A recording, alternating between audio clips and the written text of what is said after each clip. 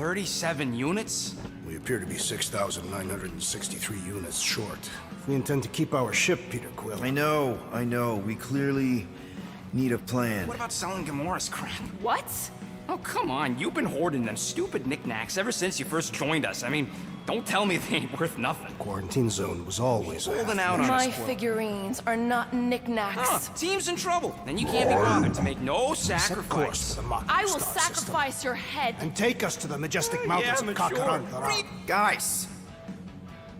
I think we should hear out Groot for once.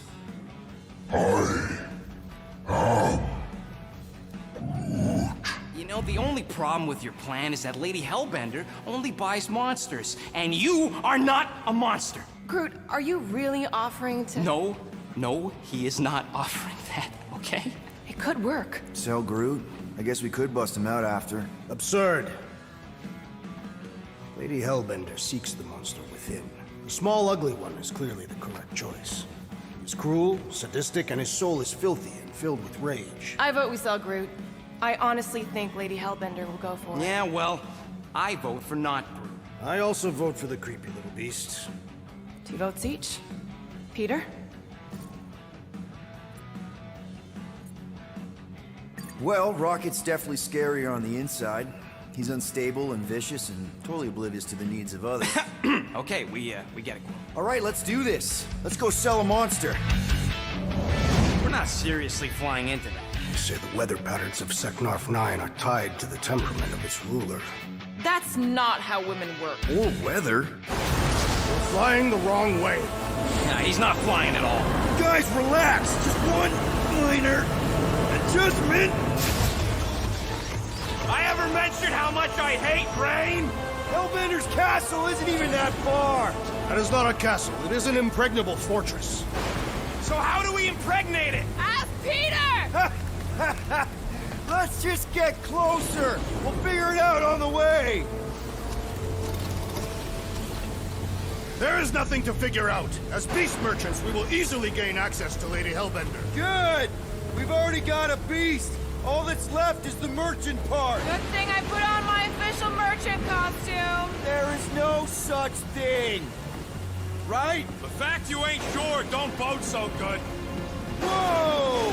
That is some really crazy lightning out there. Never seen anything like it. Meteorological suicide is what it is.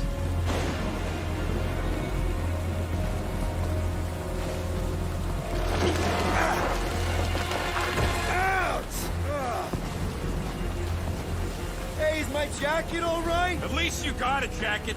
Some of us are soaking here. Less whining, more walking. Hey, Stormlord, we ain't seriously walking through this. It'll take forever in this storm. Stop complaining. The hardship will strengthen your spirit. I face more than enough hardship. Thank you very much. You are welcome, Feeble One. We got this. Just don't fall and we'll be fine. Whoa, whoa, whoa, whoa! Whoa! Whoa, whoa, whoa, whoa!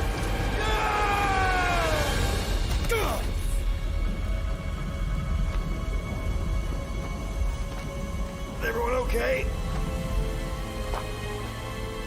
We should have gone to Maku 4. I would be wary, Rodent. You know what? I survived freaking Half-World. Think I'm scared of some little... Ah! It's not alone. Get ready. What are these things? They are amorphous vermin. Shoot first, questions later. Drop them, Gamora! This won't hurt much. Smash them up, Drax! Meet your maker. Steel Boy's enjoying this way too much. This is the local fauna! It's about to be an endangered species. Groot! Hogtie time! Oh, you, Rocket! Time to go boom! I am eager to experience Lady Hellbender's legendary menagerie. Should we ask them for directions? I'm thinking maybe they are directions. Oh, like a signpost or something. I'm not saying it's an arrow with the word fortress on it, but statues suggest civilization, and the only settlement I saw when we were topside... It's Lady Hellbender's fortress. Dead end.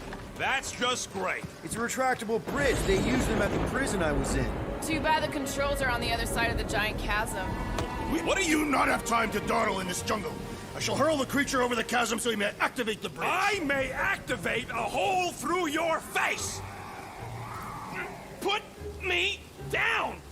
It'll be fine. Just curl up in a ball. What? Drax, throw him. No! Very well. Peter? It's okay. He'll land on his feet. Ooh. I guess that only applies to cats. You sons of sharks! Scut-busting act! I am not familiar with these words. Order the beast to do its job. Rocket, come on, man! Ram it, dash face! Fix the bridge and we'll raise your cut by 5%. I want 10! Okay, deal.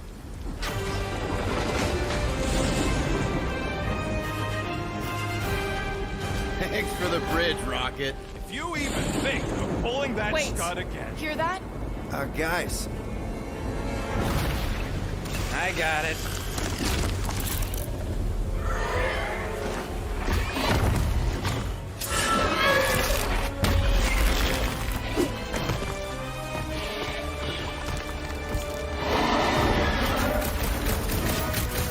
These creatures are perfect predators. Stop cheering for the murder monster! Somebody's having fun. You are my prey! Keep it together, Doc. Bad dog! Bad Belly dog! looks soft! We've got the numbers. Not if you count all the teeth we know! Let off as a new predator! Avoid the mouth, dodge the tail, slice and clear. Is anything on this planet not trying to kill us? Guys, huddle up! Already missing the jiggle jellies!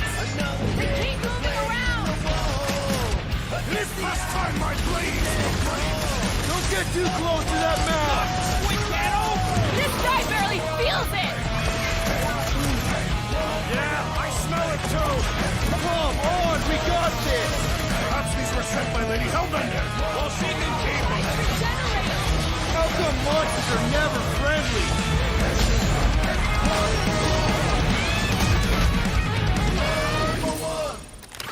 That is definitely in my top 10 fortresses. Peter? Aren't you forgetting something? Oh, right. The cage. The point of even getting the Flarkin thing was looking like we mean business. All right, Rocket. Time to put on your monster face. I only got one face, Quill. Are you sure about this, Peter? Look at him. You better have one hell of a sales pitch.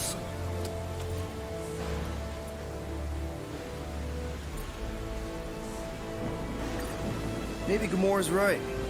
We should try selling Groot instead. Really? This is an affront to democracy. I just think that we might need Rocket on the outside for this one. Yeah, we noticed. You want to make that call, then you better not mess this up. You hang tight there, bud. When the time comes, I'll get you out of there. Rocket style if I got it. Drat. Gamora, can you help me with No. this? What? Why? To guarantee your safety as a leader. Ah, come on. Don't look at me, I ain't pulling that thing. Remember, buddy, menacing! Like me, only bigger. I am Groot. Not bad, not bad.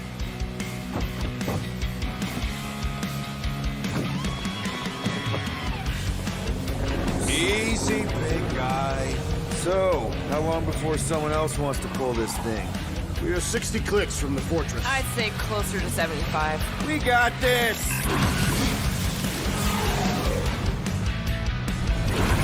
Rocky, what are you doing?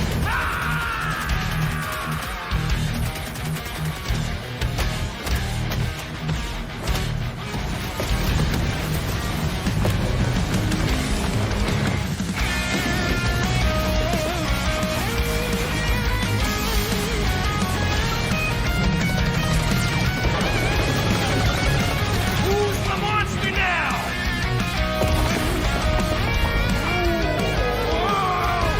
Rocket, what the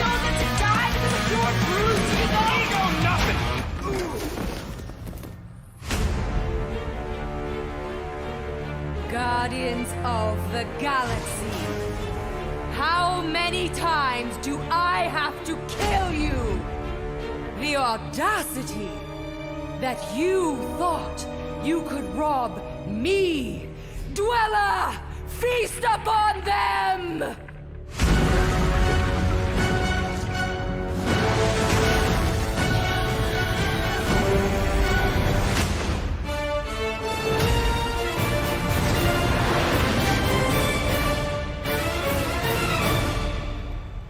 Cosmic characters.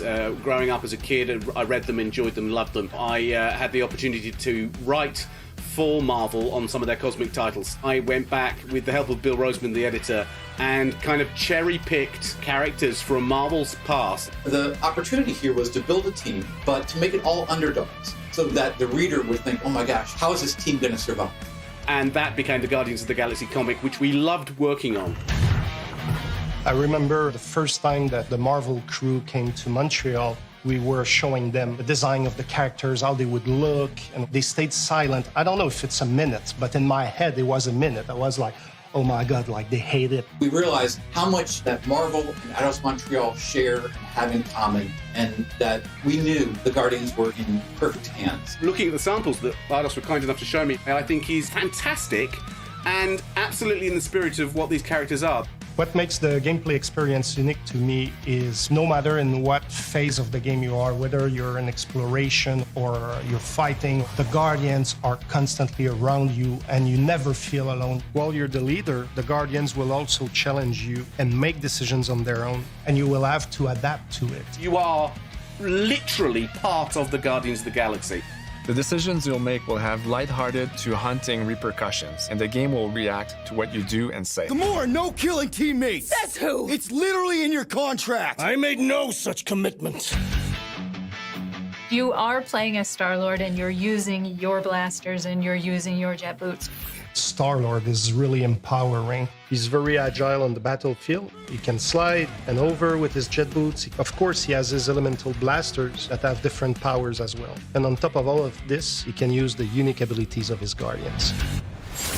We're not pirates. We're legally incorporated heroes for hire. Gardeners of the Galaxy? What? No!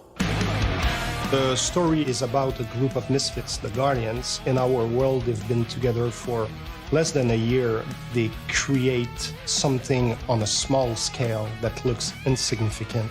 And as they progress through the story, they discover that they created something really big that threatens the galaxy.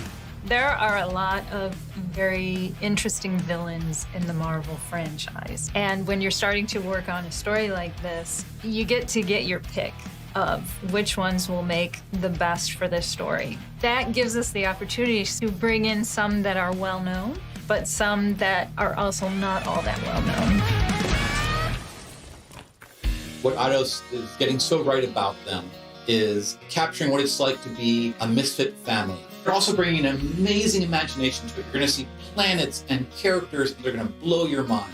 Interpreting it in its own way, I think, makes it feel incredibly fresh and exciting. It's not a matter of trying to replicate the comic or trying to replicate the film. It's trying to take the medium you're working in and make the best version of Guardians out of that. They made it fun. They made it rock and roll. They delivered everything you would want in a Guardians game.